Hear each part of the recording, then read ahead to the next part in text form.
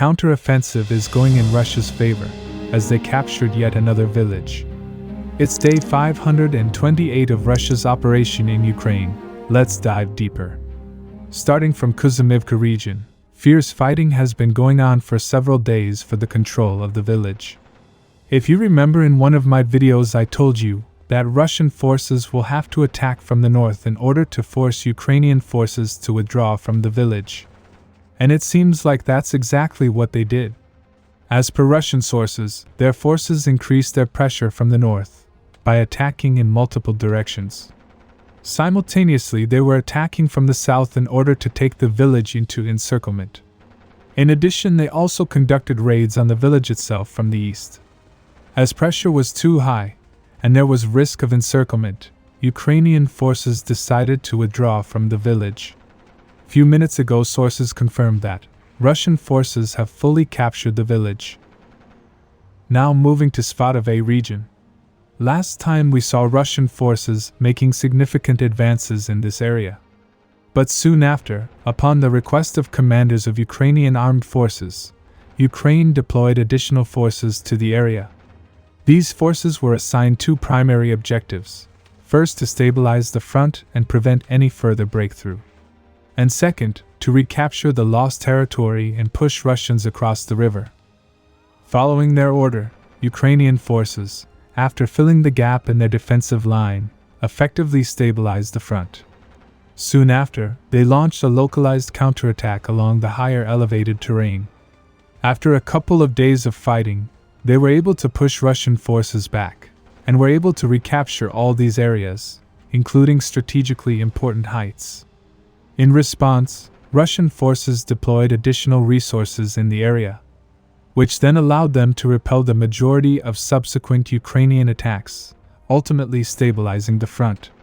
Since then, Ukraine has launched many attacks, but so far none has proven successful.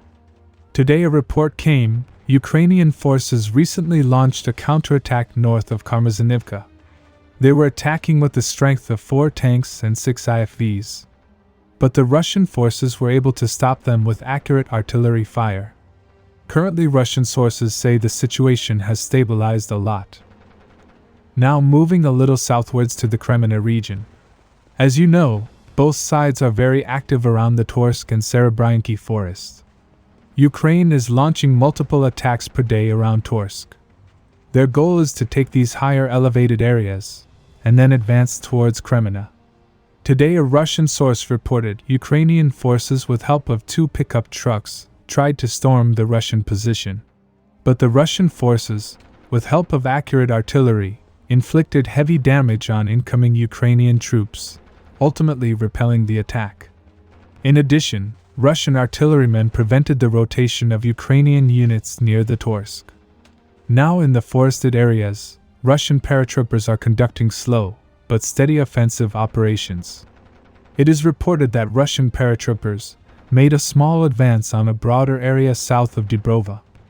On the other hand, Ukrainian forces stormed the Russian trenches in the direction of Dubrova, but Russians repelled the attack with the help of small arms fire.